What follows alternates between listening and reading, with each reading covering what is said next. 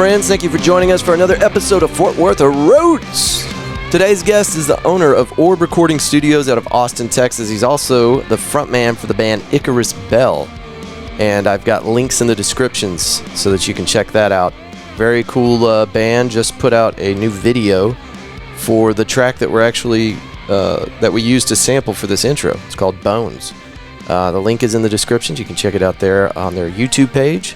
I've also got other links in there for you to click on and see more of the band Icarus Bell. Our guest is also the bass guitarist for a band called Blue October you might have heard of. Very cool stuff, very cool. Anyway, we're extremely excited to have this guest today. It was awesome. I got to go back to Orb Recording Studios and spend some more time up there and just kind of hang out and get to make a new friend. So big shout out to Lucas Peterson from the Just Sway podcast.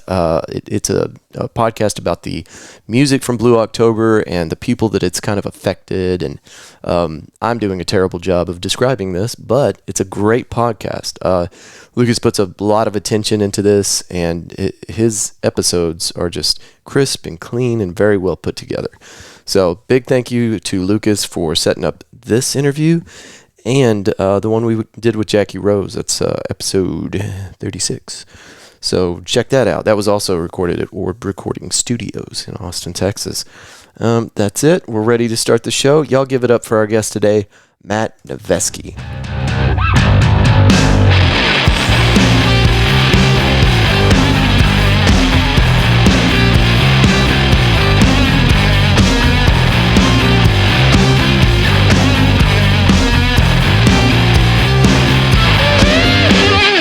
So I'm usually pretty even killed whenever I have a guest with me, but I'm a little nervous today. Oh, dude, there's nothing to be nervous about. Just keep it conversational. Yeah. I'm totally. I love doing these. For the past month, I've been plowing through all of your material, and at a certain point, I quit taking notes because you've got so much going on. So there's a lot going on. One question I wanted to ask you, and I try not to get this too interviewee. Sure, yeah, that's great. Barbara Walters or whatever. Right, but I did want to ask you, when do you sleep?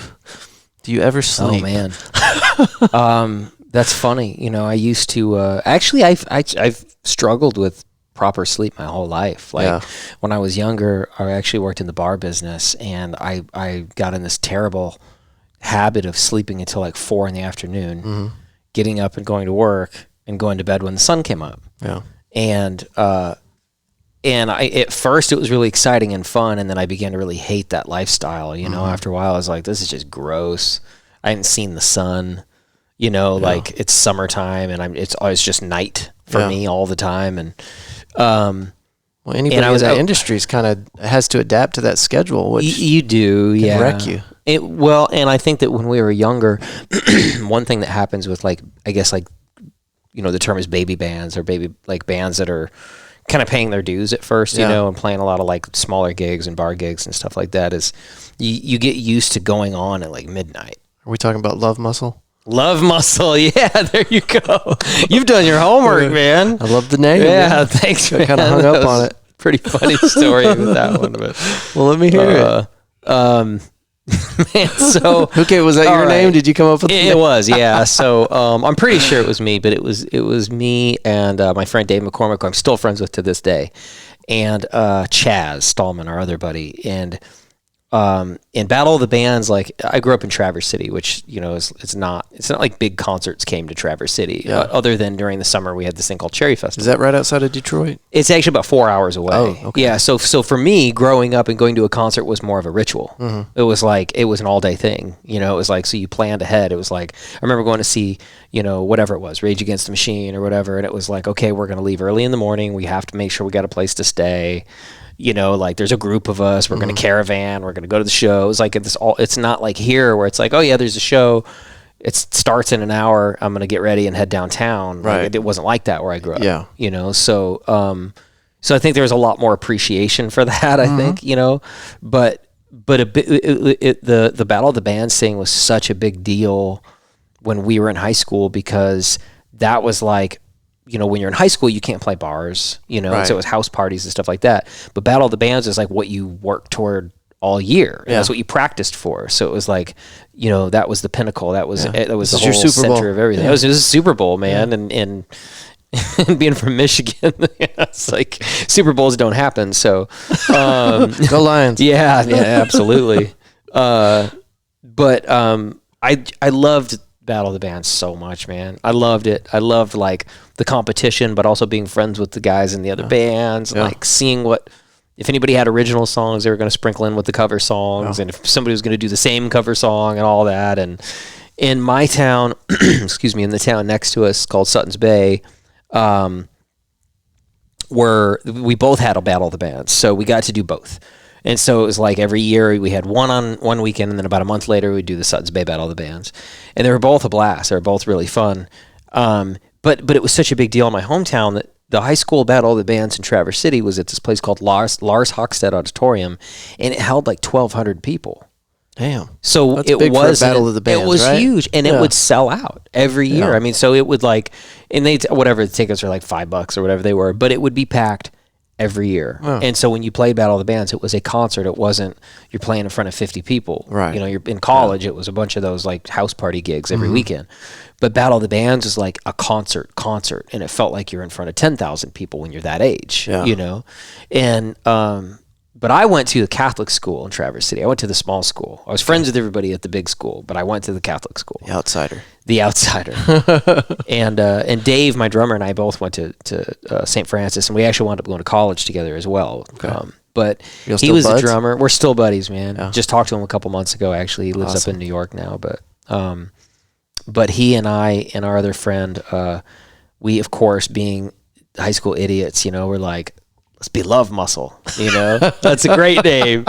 Along with several other terrible names, you know, but that one, like, we thought was funny, of course. And then, but I learned in high school, at my school, it was pretty easy to manipulate the system because it was a small school. So we did this end of the day announcements at the end of the, like, pretty much at the end of every day. But on Friday, it was kind of extended because it was like, have a good weekend, students, blah, blah, blah, blah, blah. Well, I knew that if I turned in my request last minute that the wouldn't have time to go through the she wouldn't review have time process. to review it. And her name was Mrs. Dreves, and she was so sweet. Shout out. No, I'm sorry, that was actually Miss Curtin. And I felt terrible because it was my friend's mom. Okay. You fixed it. Yeah. But she would read the the announcements at the end of the day, and I slipped it in. I slipped in the little flyer for the Sutton's Bay Battle of the Bands, and in her Michigan accent, it was like of course it was the last thing she says too. I'm just sitting there waiting for it, and she's like, and don't miss the Sutton's Bay Battle of the Bands, tomorrow night featuring, and she lists the other three bands, and then she's like, and Love Muscle. And then it's just dead silent, and you could hear her clear as day. She goes, "Oh dear," and like the whole not just my class, but the whole building just erupts in laughter because, of course, they know it's mine and Dave's band, Yeah. And my teacher at the time, who was a huge dick, he was like crosses his arms. He thought it was kind of funny though. He crosses his arms and he looks at me, and I'll never forget this. And he goes, "Let me guess which band is yours." And of course I was like, "It's your heart. We're talking about the heart." Man, if you didn't contribute anything else to this life at that point, you're good. Hey man, that's awesome. Comic relief was actually my specialty in high school, like in the early years of the band, I was kind of the I guess the funny guy, but you got to have that guy. Yeah, you do, right? At least one in every class, I think. Yeah. And we had, I think, between Dave and myself, we had it covered for our whole class for sure. But yeah, so Battle of the Bands, big deal. Yeah, I mean, it was like, like I said, it was kind of like the epicenter of everything. It was like, instead of like homework came second, it was like, no, we got to make flyers and a logo and practice our songs like constantly after school, and it was a big deal, man. It was a blast. So did this all start off? So at age 11, you were playing bass. Mm-hmm. I was kind of dabbling at that point. Your uncle, what was his name, Jim? Mm-hmm. Kind of got you into that. Was that kind of your role model? Yeah. Well, so my brother was really my role model. Honestly, my older brother, who's a phenomenal drummer. He lives out in L.A. now. Is he still playing? He is. Yeah. He plays quite a bit. He's really into like surf rock, and he does a lot of like he had a band called the Baffles, and they did like all of these like Pee-wee's Big Adventure and Gremlins and all these theme songs, but surf band style, and it was so badass. But my brother had a huge impact on me because the relationship between bass and drums, and he's such a phenomenal drummer, and he's a huge Rush fan. Okay. So being from Northern Michigan, and my brother playing drums, and so Rush was, that was like my first like real concert with my brother was going to a Rush Presto, the Presto tour, and so that was a big deal to me. But I really wanted to be able to jam with my brother, and my friend had a bass and he didn't play it. Yeah. So he was like, yeah, go ahead, take it. So that was kind of it. But at the same time, I also had all these great memories of being a kid and seeing my Uncle Jim play. And my Uncle Jim wasn't just a bass player. He was a badass bass player. Yeah. Like I go back and listen to some of the old records from he had a band called Riley. And oh my God, some of those bass lines are just slamming. And this is back in the late 60s, early 70s. And it's just got that like Country Joe and the Fish kind of vibe, but I'm like, man, he was such a great bass player, know, and I always gravitated toward that instrument anyway. I didn't want to play guitar. I was like, everybody plays guitar. I don't want to play guitar. I want to be different, know. But the thing about bass that was really cool is that I could jam with my brother. I could learn from him. And like playing bass to me is kind of the best of both worlds because it's a percussive instrument, but it's also melodic. Right. So you're really playing drums and guitar at the same time. It's kind of you're holding the root down, you know, but it's just a blast to me, man. It's I to me it's still so spiritual, and it's my release. And if I'm stressed or I just need a break, like picking up my bass, like it just cleanses the palate for me, and it kind of brings me back to that place. It kind of takes me back to my bedroom when I was 12, 13 years old, and I was listening to Jane's Addiction tapes and figuring out the bass line or Chili Peppers or Rush or whatever it was, and I never looked back. That's awesome. I didn't second guess it at all. Idiots like me that can't pick up any instrument are extremely envious. I don't know if I'm speaking for all idiots, but at least this idiot. So I wanted to ask you, because I when I started digging into your biography or your information or whatever, I found, I don't want to get the name wrong. Sure. Icarus Bell. Yeah. Yeah. And I've been digging on that hard. Thanks, man. There's a lot of good stuff there. So y'all launched that in 2019 is when it says started, but have y'all released your first album? So we don't have an album out yet. We actually just released our 4th single Friday. Yeah. There's plenty of content online. Like I was able to find a bunch of your music. Yeah. And you're the front man for that band. Yeah. It's really just 2 of us. Yeah. And then we're discussing the whole live show aspect of it, because at some point we do have to. There's so much going on with the music that like I've actually worked with a bunch of 2-piece bands. I worked with I Am Dynamite, Palomino, a bunch of bands that didn't have bass players. Actually, funny enough, like as a producer, I've worked with them, and I didn't write them all down, but there were so many that you've been involved with. Yeah, that's what I was talking about. Like I was taking notes, and I'm just like, this is just confusing me. There's so much. It's really the truth is that I don't like, this is my hobby. Yeah. Like a lot of people, I think that they have. I've never had the separation of work and hobby, which honestly it can be troublesome in other areas of your life. Because having a family, like most people are used to the dynamic of you have work and then you separate yourself from work, right? And you have things that you do that you enjoy. Now I do things that I enjoy, and I enjoy doing things with my children, but that's hard on a marriage. Yeah. That's really hard on, other aspects of your life, because that's your identity. When you do what you love, and I imagine I have actor friends that talk about this too. Yeah. It's the same thing as, I don't want to do anything else. Like if I had a 9-to-5 day job, which I have many times, then at 5:30, this is what I'm doing. Right. So to be able to do this, like, is what I want to do anyway. Right. It is my hobby. It's my number one hobby. And for better or worse, that is my identity, and I'm okay with that. Like, I love that. Well, at least you can identify that and say, okay, this is what that is, and this is why it's an issue. And with you, I've already recognized that through your scheduling process and everything else about you that I've encountered so far, you're very professional. Thank you. Yeah. And I think that's probably something that's going to help you put those lines in the sand that separates those two worlds that are kind of intermingled anyway. Yeah. So it's, most musicians are, and I work with so many of them that like I can almost kind of, when I work with a band, it's fun because I'm like, okay, I get to identify which guy is which guy, which girl is which girl, right? And go, oh, yep, okay, that's the you've that's met the that personality one. before. Yeah, that's the tour manager. Yeah, that's the jokester. That's the one who's always late. And honestly, like it's really. And it used to be more so. It's kind of changing now because of social media and needing to be responsible. But you used to get a free pass as a musician, especially when you're successful, to be kind of lazy about things and let your management handle stuff or, and not be super proactive. And, there's so much mystery involved and all this, and it was make records and tour and party and blah, blah, blah, blah, blah. And that's not, first of all, it's not the way my band works. We don't party like, we have fun, but we have fun and sober, and clean headed and it's just a different world for us. It's very serious, but it's also very fun. But for me, like I don't feel like I'm great at many things. Like I feel like there's certain aspects of producing that I'm like, yes, this is a strength for me. Comping vocals is something I love to do. I feel like I have a sixth sense for that. That's where you go in and you adjust the levels, kind of like auto-tune, but more hands-on. So what I basically do is take all of the takes of vocals and create the perfect track out of it. Right.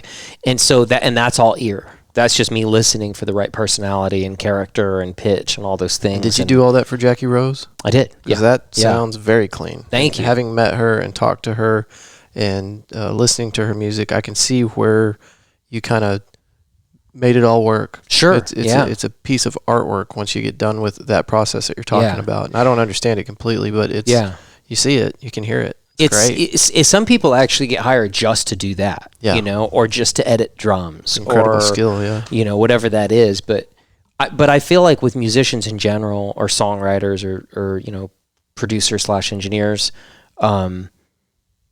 there are certain strengths that you have, and then sometimes there are weaknesses that you have, and sometimes people are in denial about what those weaknesses are, so they don't want to lean on other people, right? And it hurts them. But I'll do it all myself. Yeah, I got it. And I'm not like that. I love working in teams. I love to work with other producers. I love to work with engineer. I like to put teams together. But one thing that I've gotten good at, and I feel like most musicians are not good at, is creating some kind of a plan. I have to, is almost like being a producer is kind of being a project leader. And being a project leader, you have to be organized. You have to go, okay, this is going to be the right drummer for this project. This is going to be the right guitarist. This is going to be the right keys player. Okay, we're going to do it on this date. Here's the budget. This seems like the right amount of time to get it done in. Then we're going to talk about mixing. We're going to talk about all the things that come after. There's a lot to it. Well, there's a trend here that I'm noticing just in our conversation, but whenever you're talking about Battle of the Bands back whenever you were a kid, getting everything together, organizing, and you've been doing this since the beginning. For sure. You've been the producer since the start. I used to, it's funny that you say that. Like so I always joke around, like being an engineer, oftentimes you go to school and you get a degree, or you intern and you figure it out and you move up the ranks. Right. Producing's different. Today, a lot of producers are successful engineers that know how to produce. But throughout time, a lot of times producers are musicians who work with other bands or get older and make the transition into producing. Right. But I was always like, how do you just wake up one day and decide you're a producer? Because anybody can be a producer. Anybody can. Yeah. You don't have to have any credits. You can say, I produce music. Change the name tag. Yeah, right. Yeah, there you go. Now I'm a producer. Like, you don't just wake up and I'm a producer today, so you kind of have to earn that, and I think that means that you gotta work with, you have to do all of I love when Dave Grohl said, he was talking about American Idol and why it doesn't work. And he said, you have to be in a band and you have to suck. And then you get better, and then you get better, and then you get better, and it all starts to click. Yeah, and it all starts to make sense. Somewhere around that 10,000 hour, right? Yeah, right. It's you're just launching people into these positions, and it doesn't really work. It's very rarely does it work, and oftentimes when it does work, it's because those people have already done the grind, and then you find out that they've already done all the work and they've already been working at it for a long time or whatever that is. But people have this weird, like with YouTube personalities and everything, like I sound like a grumpy old man, but people have this like instant success, like instant gratification thing now. That's our society now. It doesn't work that way right. with music, and in the music business, and I've had to explain this to people that I work with that are business people that don't understand the music business, that they're like, well, I need instant results. I want huge numbers on socials, and I want this and I want that. And I'm like, you got to let this play out the way it's supposed to play out, because people aren't stupid and they want to see real growth. They want to see real, actual, natural, organic growth from people. Right. Like these things need to be worked out in a certain way. Yeah. So, to me, I think it's really important that you take that same philosophy that when we talk about musicians and musicians grinding, we have to have that same philosophy as producers. Yeah. And producers have to be able to grind first. Yeah. They've got to do those things. Well, that's kind of a fallacy. I mean, that's the fundamental with anything out there. I mean, you can't just, you hear kind of the story of the kid that grew up in a wealthy family and was kind of given everything, and then he goes out with a big chunk of cash and starts his own business, and it ultimately fails. Right. Yeah. That's one kind of fringe example of what you're talking about, but you kind of have to take the steps to get to where you want to be if you want it to be worth a shit. For sure. And then if it is just handed to you, you're going to burn it to the ground because you don't understand the foundation of what it took to create that. Or you just hire everybody to do everything for you. That's a good way to do it. Yeah. That might actually work. I'm sure it does. I don't trust anybody is my problem. You know, like I love hiring. When I'm in the studio, I do. Like I love my group. I love the people that I work with. Right. And I have so much trust in them. But when it comes to like the keeping a schedule, and it comes to, being able to look at the client, I work with a lot of younger kids, and I work with their parents, you know, like de facto, and they have to be able to trust me and know that I'm a man of my word and know that I'm going to follow through on what I said, and I'm not going to leave them with something half finished. Right. And they're probably very protective. This is their absolutely. Their child, and they should be. Right. So I get really like, I take the whole like that aspect of it very seriously, and I'm like, I need to make sure that I don't let these people down, and that if I say I'm going to do something, I do it. And it's as easy as that, right? I mean, you just do what you say you're going to do. I don't understand people that spend half their life chasing their tail because they're lazy. You know what I mean? And so they cut corners, and then they spend more effort, like just basically just going around in circles trying to make excuses for everything. And it's like, man, if you just did it right in the first place. I don't think they can help themselves, though. I know I've dealt with people like that my entire life, and it seems like maybe the way they were raised or a genetic dysfunction or something. Yeah. Because they can't help it. You could tell them that story till you're blue in the face, and they'll never get it. Right. I know a lot of contractors, like general contractors that work that way. Which is really like just construction stuff? Construction. Oh, yeah. Yeah. It's like, how on earth are you a general contractor? Well, I think because you can't. That industry draws in people like that because, look at Austin. Look at Dripping Springs. Look at this entire area. Yeah. If I was a GC and I wanted to build porches, all I'd have to do is just put my name out there on a neighborhood Facebook page, and I'm going to have enough work to keep me busy, whether or not my reputation is kept intact. Because there's so much need for that kind of stuff. Absolutely. And I think that these GCs, it's so funny that we're getting off on this, but they're attracted to this industry because they can literally screw 10 people over and still have work the next day. Yep. And that's why you get that kind of I've had so many weird experiences like that where I'm like, man, I haven't met that many honest GCs, to be honest with you. And it's like that. It's like, okay, well, get money from this to pay for this over here, and then I got to go back and and make up for something and talk in circles, and it's like, man, just keep your eye on the ball. That's why the Angie's List thing got so popular, because it was like, well, now you've got people's feedback telling you, okay, this is a good contractor, and we can trust this guy. Of course, Angie's List. Over the years, I guess I'm dating myself because that is no longer around, I don't think. But over the years, it got diluted, and so basically, you just need to make sure that you do what you say you're going to do, and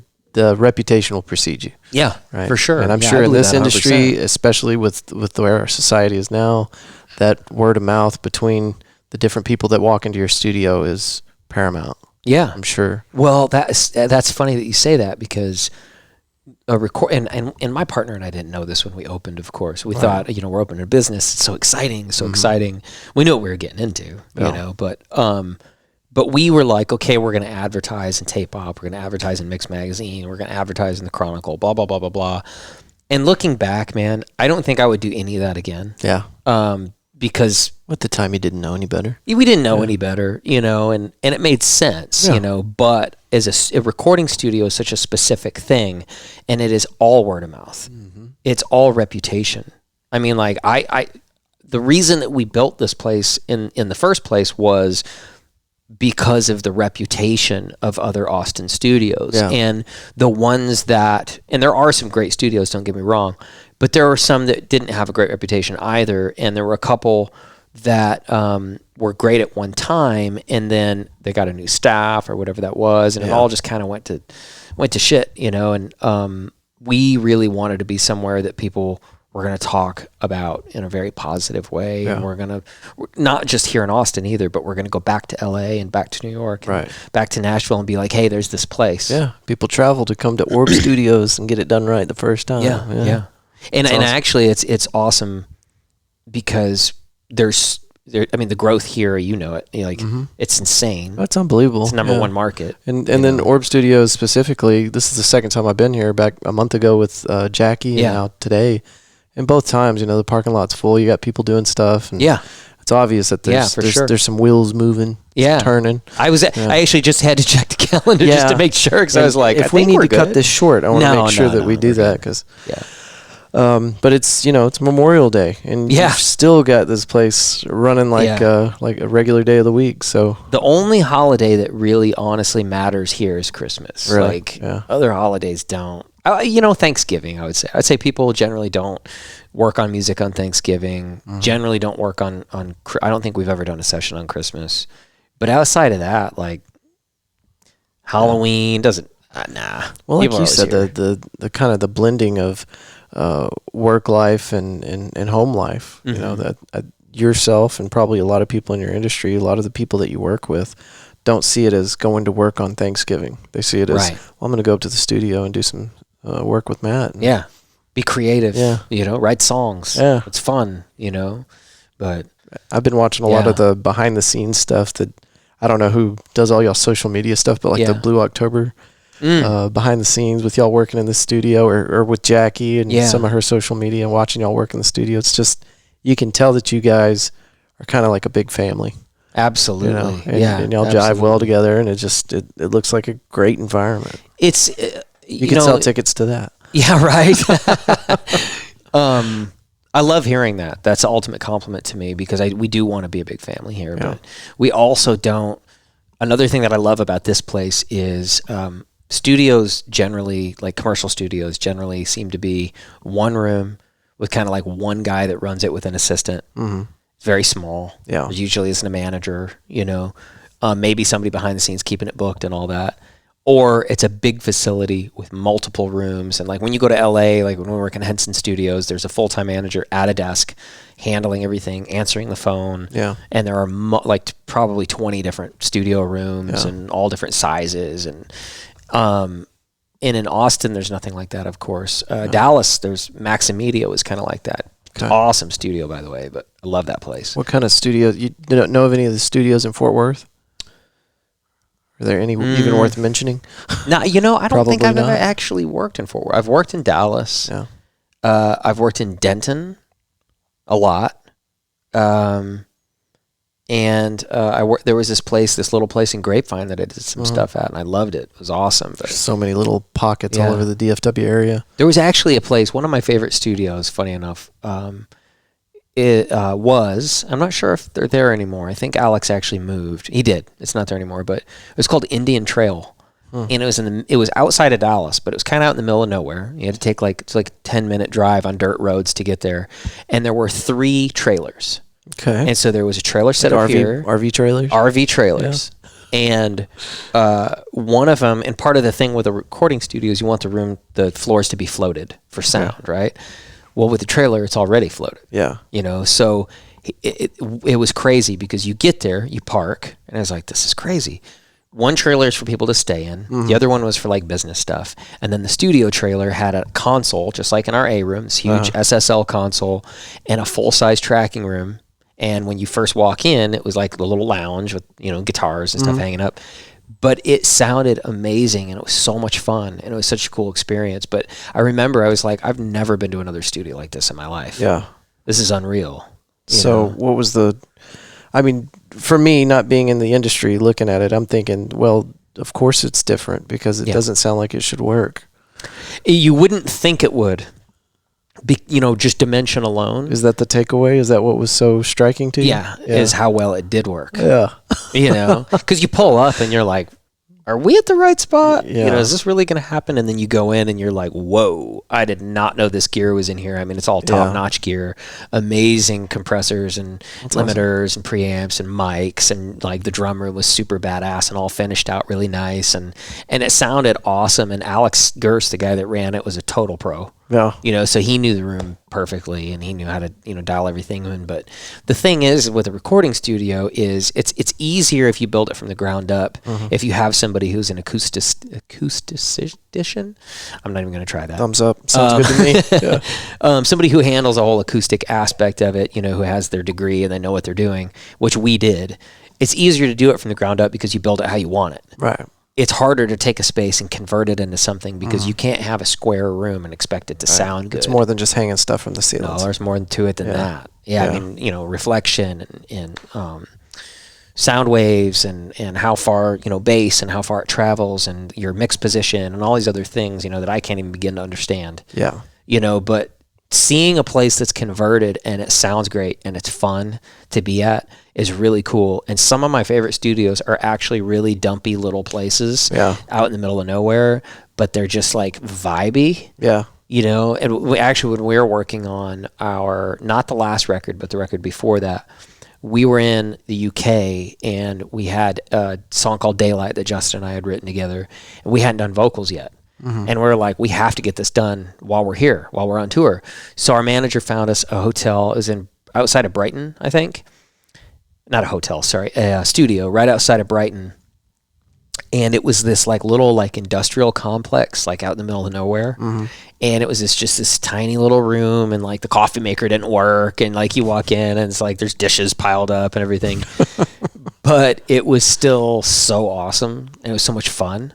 Just because like the engineer was awesome. It was super cool. It sounded great. Yeah. He was enthusiastic. The room was funky.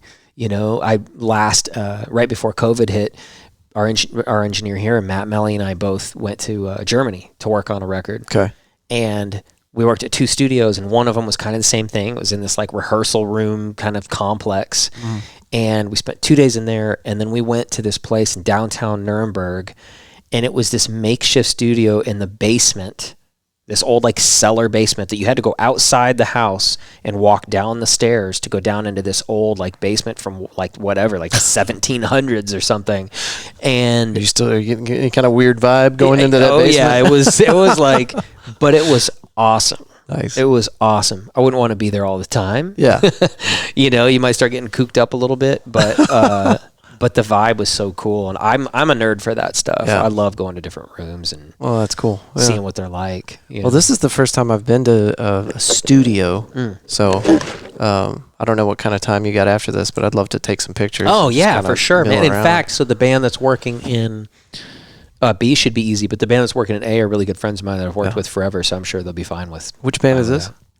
So they're called, I don't know what they're calling the project now. Oh, okay. Because they're kind of like getting back together again after a long time. But they were called Language Room when I worked with them. And then they were Kiona. And I produced their first album with them. And then I produced half of the next album with them when they were Kiona. And my friend Dwight Baker produced the other half of the album. Which is that's another thing that's kind of common in this industry is you become friends with other producers, and sometimes like even if you're not together working on something, you'll do half the project, and then somebody will do like David Bendeth, who's a really big producer. He's worked with like Paramore and a bunch of other bands. Like for some reason, I've done 3 different albums that I've done half, and he's done the other half. Yeah. And I've never met him in person. So just massive collaborations all the time. Yeah, all the time. Pretty standard for the industry. And that's kind of what the Icarus Bell thing's all about, honestly. It's like, it's just two of us, but our whole idea with it is like, why don't we just keep you and I the core, but layer tons of different sounds, and then of course, like I'll add guitars and and do vocals and everything, but let's get other vocalists, let's get other guitar players, let's get people to play percussion, keys, whatever that is, and just get a bunch of our friends to make cameos on this. There's a ton of people on these songs. When this album's actually done, there will probably be over 50 musicians on it. Well, and all those little connections make it that much stronger of a product, right? For sure. Yeah. That was one of the questions that I had a friend of mine help me put some of these questions together. She wanted to know, who would you most like to collaborate with? So that just kind of ties into what you were talking about. Do you have like a icon or somebody that you've never had the chance to work with? Yeah, there are a couple actually, and most people probably would not expect this. Well, if you say Taylor Swift, this interview's over. It's not Taylor Swift. I mean, don't get me wrong, I get it. And I see, my daughter was all about Taylor Swift when she was younger. I get it, and I think obviously she's very talented and whatnot, but it never resonated with me, man. I never heard, like, I can hear, there are honestly Miley Cyrus and Katy Perry songs, and I'm like, I get it. Like, would I listen to it every day? No, but I get it. You can't jam to Shake It Off if your kids are enjoying it? I can't really jam to Shake It Off. I don't know if there is a Taylor Swift song that's ever like, I've been like, I want to hear it again. Yeah. It's just not my thing, but side railed you though. Yeah. As far as collaboration goes though, man, so there are a couple and they're for different reasons, but I would love to just sit with Max Martin for a day. And I had an engineer that worked here for a while, named Robert, who was a younger guy. And he was so talented, and he really made me realize what a great producer Max Martin was, because Max would take real instruments and manipulate them to make them sound more digital. And so when you go back and you listen to some of the the early or the late 90s, early 2000s stuff that was really successful, and I'm talking like Britney Spears songs, like the way that those songs are put together and the way that they're produced is just mind-bogglingly amazing to me. Yeah. And I think he was genius at taking something that when you listen to an isolated track by itself that's really dirty and raw and weird, but it working, that like Robert really opened my eyes to what an amazing producer Max is. I would love to just sit down and learn from him, even though that's primarily pop music. Now, on the other side of that, I love Danger Mouse. I love his work as a producer. I love Gnarls Barkley. I love what he did with the Chili Peppers. Like he a lot of his stuff is very left to center, which I think is really cool. And I think he just has such a cool kind of like, he adds such a cool aesthetic to everything that he does. But if I could sit down for a day, and it's not just a production thing, but it's more just a music thing in general, I would actually love to work with Sly Stone from Sly and the Family Stone. Okay. So, and because growing up, I was a massive Sly and the Family Stone fan. Oh. And he is crazy. Like, I've heard stories about him, like, I don't know if it was crack or what it was, but I know he went off and, but then he came back and he did a performance a few years ago, and it was incredible. It was so good. And to me, like, he was so far ahead of his time as far as like all the things that we talk about today, social injustices and things like that, and equality, and taking those things and putting them into music, but then the vibes from a production standpoint and the way that he built those songs and the way that his whole band, this huge band, was like a family to him, is so interesting to me. Yeah. I just love to pick his brain. Yeah. It might be fried at this point, honestly. Like, it may not be worth it, but get what you can out of it. I'd get what I can. I definitely I'd scoop way down in there to get something. Yeah. Well, digging through Lucas Peterson's podcast, Just Sway. Yeah. And kind of rediscovering Blue October, and then getting to do all the investigating into Jackie Rose's limited career so far. But just all the little connections that I'm finding whenever I do the research to put these interviews together, and then diving into yours. I am obsessed right now with the culture of everything that you're talking about. Yeah. The way that, the collaborations, the ties between you're spitting out names that I'm just like, oh, okay. Yeah. Like I'll have to go back and look that up. I don't understand it, but Yeah. you probably know 90% of the people that have been in the industry over the last 40 years. Mm-hmm. And I just love the there's a difference between turning on the radio and listening to a song or downloading a file, I guess, through Spotify. That's listening to the music. But being on your side of it, the creative side of it is fascinating to me. I've always been a sucker for the behind the music. Mm-hmm. I've always been a sucker for that. In fact, I just did this thing. It's like Access TV, I think is what it's called. And there's a thing called this show called Music's Greatest Mysteries, and I'm doing a couple episodes for next season. Oh, sweet! I had so much fun doing that because I love the stories behind the music. I love the whole we talked about the Billy Squier video that kind of ruined his career, and I am such a fan of the, I guess what's going on behind the scenes and how it came together. And I've always even when I was a kid, I would always read, as soon as I got the album, I would read everyone's name on the record. Who did this? Even if I didn't understand what a producer was, I still want to know who's involved. It's like, oh, Steve Lillywhite. Okay, I've seen that name before. Right. But who did this and who did that? And then I loved watching VH1 Behind the Music because I loved the whole stories. I've read almost every autobiography and biography from bands and musicians. Even if I don't like their music, I'll still read it just because I want to know their story. Who all was involved with that train wreck of a project? Yeah, man. Sometimes it's a lot of fun.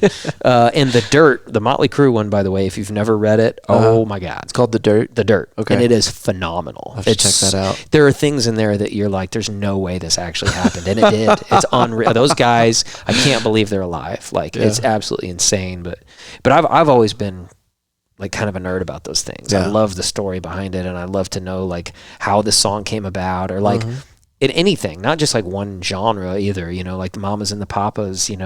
All the leaves are brown. It's that song. I remember growing up listening to that song and then hearing the stories behind that and how it all came together. And why are the leaves brown?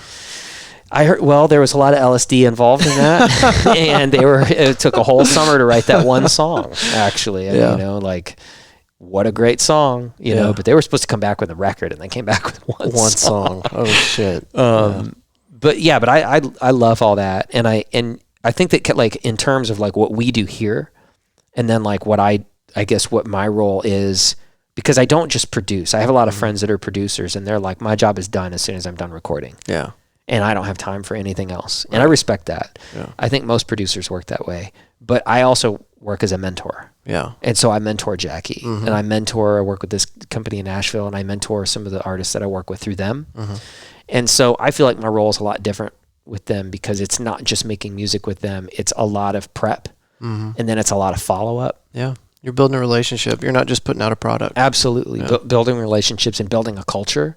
And that's one thing that I think that we've done here at Orb, and that's one thing I'm really excited about is we kind of have our own scene. A lot of producers here and a lot of musicians here tend to it's like, this is my pie. Stay off, just get away from my pie, go get your own. And I don't like working like that. Yeah. I don't work well by myself. Even like Icarus Bell, I'm always writing with other people because I know that I can do better if I have somebody that's really good working with me on it.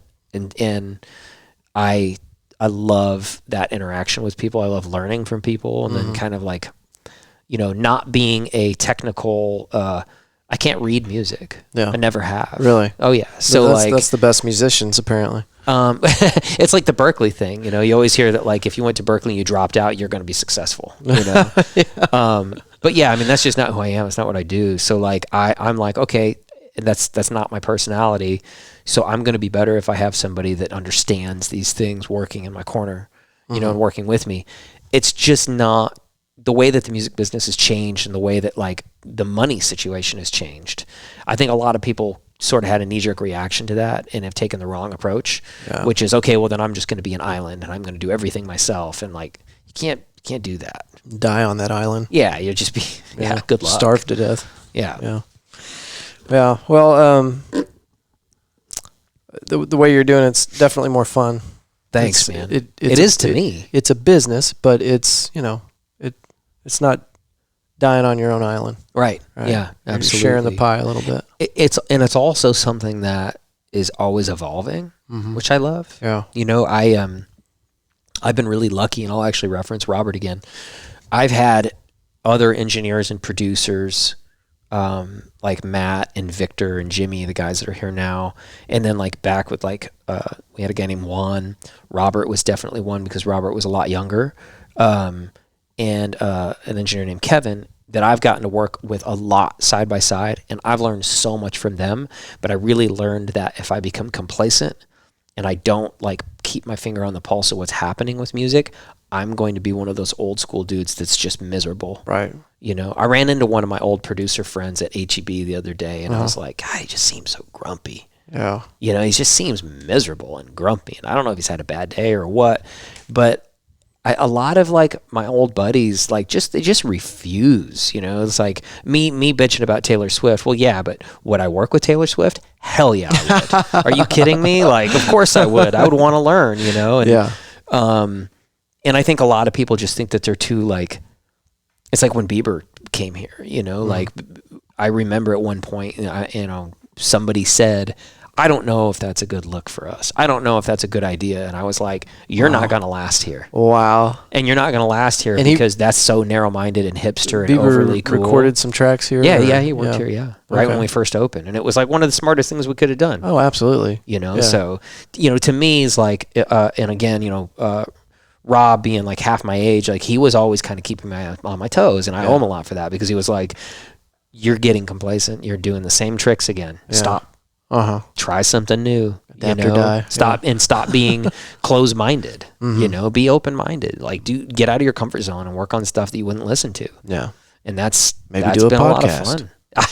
I love podcasts. I actually I listen to a lot of podcasts. That's why I got into it, because I just same thing as diving into what y'all have going on, just enjoying the culture of it. Yeah, I did the same thing with podcasting, and that's what got me to eventually just start my own, is because I just enjoy networking with people and talking to people and the stories, you know, like you're talking about. But it's been a great outlet. It's got me through some troubling times. For sure. It's been a great way for me to kind of divert some energy. I work 85 to 90 hours a week. Wow. And so like I don't have a lot of time for this lately. Yeah.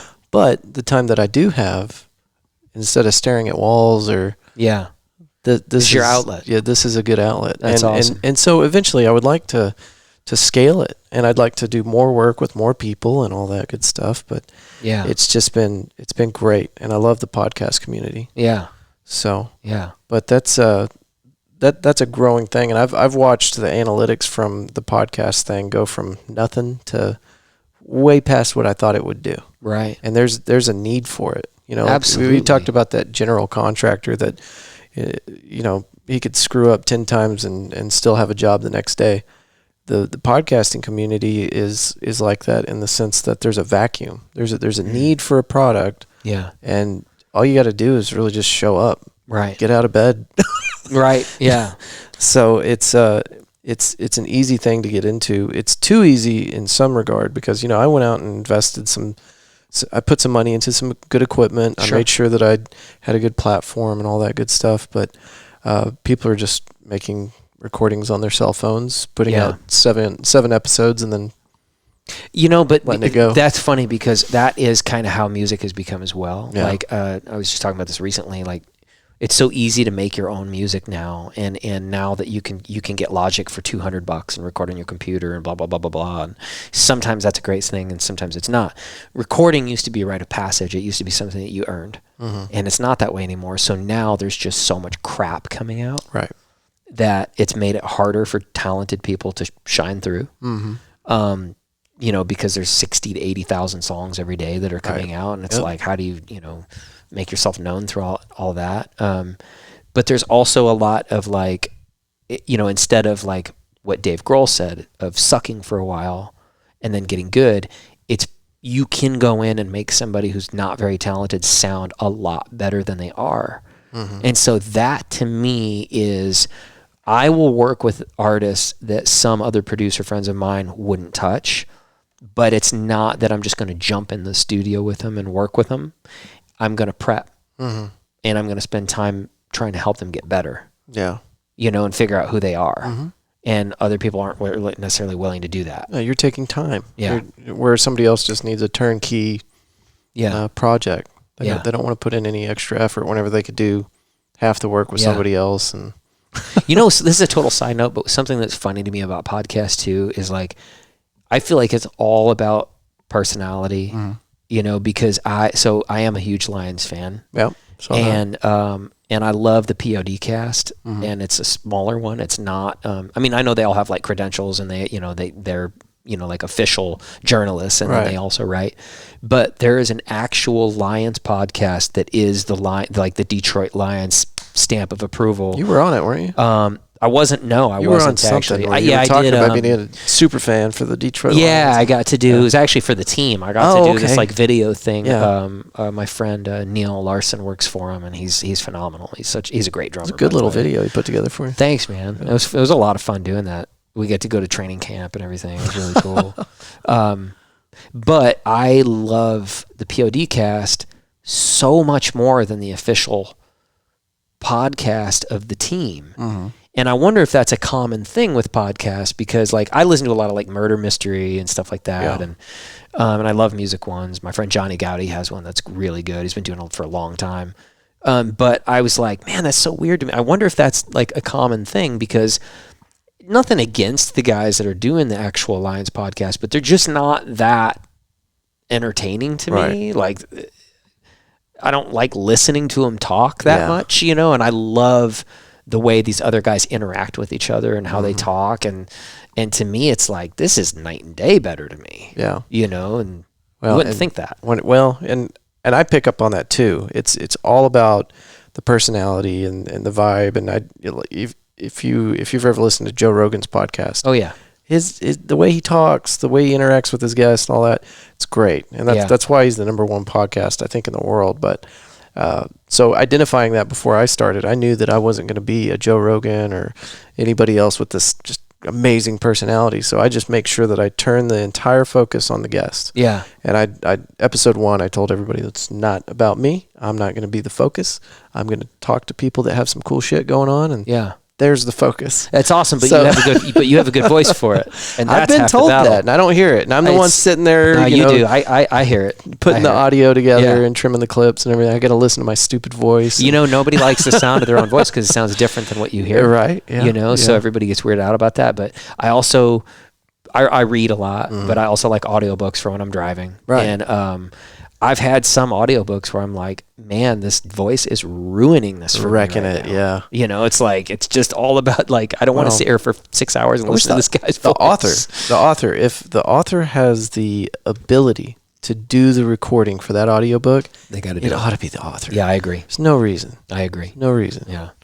I got to ask you one more question. I think I remember the way you were telling me you schedule it, it seemed like we had about an hour to play with. So I wanted to get out of here after an hour. Oh, good. I will sit here and I will drone on for 3 hours with you.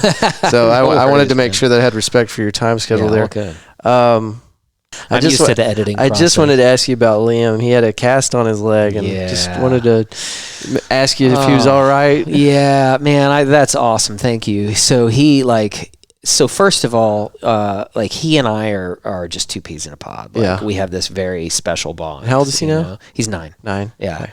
And he had his tonsils out recently. Okay. And so a lot of times kids with Down syndrome have enlarged adenoids and tonsils. Okay. And as a parent, like, as far as I know, I never had tonsils. Right. I never had them removed, and I don't have them. Oh, what? So, is that normal? Which is, I don't know. Like, I've actually read about it, and apparently it does happen, but it's very rare. That's crazy. I just, so to me, it's like, but he's had a lot of sleep issues. Okay. And and I sleep with him a lot, and he'll wake up in the middle of the night, and he'll sit up. This is a tonsil-related issue. Well, yes. Yeah. And I didn't really know that at the time. Right. I just knew he had a lot of sleep disturbances. And then his moods would definitely be affected if he had rough nights sleeping. And so he had a tonsillectomy and adenoids removed. And his sleeping and his general overall mood has been night and day since Awesome. then. He's That's been wonderful. so much happier. And I was like, oh my God, I had no idea that having enlarged tonsils and having those breathing issues and sinus issues and whatnot would be such a pain in the ass for him. And I'm so relieved for him. But then the poor guy, as soon as that happens, he goes and breaks his leg. Like, he basically just got his foot caught in between the seat and the door of the car getting out, and so it's a spiral fracture. Oh no, those are bad. Yeah, and they're bad because of where they're located. So you just can't put any weight on it whatsoever, Jesus, you know. And so he's, fortunately for him, he's got a cast up to, you know, past his knee right now. But I think in a week or two, he'll get that off, and then he'll get like the booty cast. Yeah. And then once he does that, I just went, and Justin and his wife, actually, their daughter broke her leg a few years ago. Scooter. They gave me the scooter. And so I went and picked it up yet. I'm like, it's pink, but that's cool. And so he loved it though. I showed it to him and I was like, this is how you do it. And he was like, he wanted to do it then. He can't yet, but he's doing good, man. Good. That kid is like, he's a trooper. Well, he's got a great smile. Yeah. Probably a good personality. Picked that up from the folks, probably. Yeah. He's awesome, man. Well, Matt, thank you so much for doing this. This is a huge opportunity for me to sit down with somebody that's such a rock star, no pun intended, in your industry. I mean, you've got so much going on that it's kind of humbling to sit here and talk to somebody that's got such a big thing going on. Well, I love doing this, man. Yeah. Anytime I'm right down the street, and if I lived in Australia, I'd fly out here to talk to you. Let's do it again. So just let me know. I'm committing right now. Let's do it again for sure. Just whatever works for your schedule. And total side note too, like if you want to work with more musicians, more artists are coming through here. Yes. I mean, since you're close by, especially, like, just holler at me. Let me. Do you have cards by any chance? Got one right in front of you. you. There we go. So I'm gonna leave this at the. When you walk up here, we have a little area with these, like our friends and whatnot, and then we'll put something on the website. But this would be really cool. Like, we have a videographer. Yeah. We've got all these other people that, like, it's not like we commission or something. We're just friends. Yeah. You know, so like it'd be really cool because that's one thing that we don't really have here. Yeah. You know, so no, this is what I want to be doing full time. I know there's ways to kind of monetize it so that I could do that. Yeah. I don't want to get rich off of this. If it happened, that'd be cool. But my idea is, man, if I could just do this, and if I could get good at it, if I could hit my 10,000 hour mark, and kind of polish this into a great product, and then help other people out on their journey. Because like, you know, you're talking about sharing the pie. This is a good advertising platform for people that are, you know, like Jackie putting out a single, or maybe she's got an album coming out, something like that. That's good for them. But it's also something that I can do. So even if it's just a very small, maybe it picks you up 10 more fans. Yeah. You know, that's be cool. Awesome. That would be cool. I like what you said too. You're helping people at the end of the day. And that's really what music is about too. Yeah. And you know, the way I was doing this was just taking people's stuff. Like, you got a story, let me hear it. And then putting it out and blasting it out all over my Facebook. And one of the musicians I interviewed said something to the effect of, you know, this is all going to come back to you. You're doing so much for other people. It's all going to come back to you. And I was like, what am I doing? Yeah. This is what I want to do. But I get that though. Oh, you see it as a big benefit. Okay. Well, yeah, that's what I'm going to keep doing. Yeah. So it's funny. My brother and I were just talking about that last night. It's like the wheel is always turning, and it comes around. Yeah. It does. That's life. You know? You know, whether I got one person listening to this or 1,000, I'm going to keep doing it. So that's how I know it's what I want to do. That's awesome, man. Well, anything we can do to help. Cool. That's Matt, great. thank you again. Yeah, thank you, man. And so nice to meet camera. you. Thank y'all for watching. And Fort Worth Roots. We'll see you next time. Yeah. Thanks, man.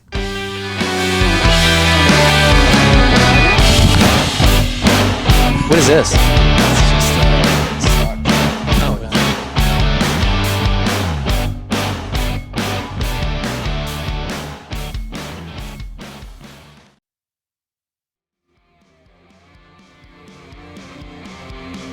Great episode.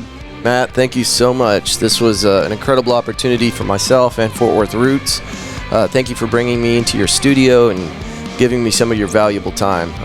I apologized my ass off for this, but we actually had to reschedule. I was stuck at work, couldn't get out of it, and we had scheduled really late in the evening, so I thought there was no way I could screw that up. Well, I did.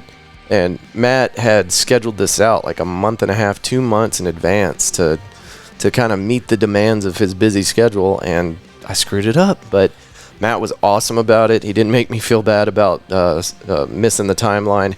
And then he just rescheduled me. So, Matt, thanks for doing that. That's literally the first time I've had to reschedule an episode. And, of course, it was with Matt Novesky. So, anyway, wonderful episode. Some of these are, they take a little more time to polish and kind of get the end product with some of these recordings. And it's always my fault, but this one right here, it didn't take a lot of editing. I picked a start point and an end point, and that's the episode. We had a great conversation. It flowed well, and that's because Matt is just a cool dude, very laid back, easy to talk to. I could have kept this thing going, like I said, for several hours, but busy dude, and he gave me an hour of his time, which is priceless. So, Matt, thank you so much. I'm looking forward to doing another recording with you and the rest of your family at Orb Studios. And like I told my guests in the last 2 episodes, I've made the move back to Fort Worth, but if I lived in Australia, I'd fly out to do an episode with Matt and his friends. So anyway, thank y'all for listening to this episode. There are links in the show notes so that you can see the stuff that we were talking about and some of the things that Matt's been working on in Orb Studios. And is that it? This song, I know I mentioned this, but that clip that I'm using for the intro and outro is a gift from Matt. He told me that I could sample his music and kind of work it into the show. So it's exactly what I did. And I was very excited to be able to take one of my guest music and turn it into part of the show. So big thank you for that, Matt. That way better than the intro music we had that came standard with the Rodecaster. If y'all saw at the end of the episode, Matt, he's got the headset on, and I hit the outro music, and he's listening to it, and he goes, not bad. Where'd you get this? Like, like trying to be polite, but he's thinking we can do better than that. So, and that's whenever he offered to let me take a look at a few of his songs and see which one would work for sampling. And we went with Bones from Icarus Bell. That you've got a link in the show notes. Let's see. I'm just a babbling idiot today. 3 days ago, they released the music video that they made for Bones, and it's pretty cool.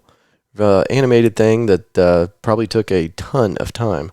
I don't know if Matt put it together himself. He's very talented. He might have worked on it as a project with a bunch of people, but maybe you can tell us a little bit about that in our next recording. And as far as Fort Worth Roots is concerned, you can find us on all of your favorite podcast players, regardless of what they are. And if I'm not on one that you listen to and you want it on there, email me. I'll get it on there. It's not that difficult. I just didn't spend time going through hundreds of different podcast players and putting my content up. We're on all the major ones, but if you got one you like listening to and I'm not on there, hit me up at media@fortworthroots.com. Also, for suggestions, complaints, any of that, you can use that same email. You can also send me an MP3 format recording, kind of like a voicemail, through the email, and I'll incorporate it in the end of the show if it seems like it fits. So, cool. All right. What else? That's it. I'm going to get out of here. You guys are great. Can't wait to see you next week. Thank you for listening. Peace.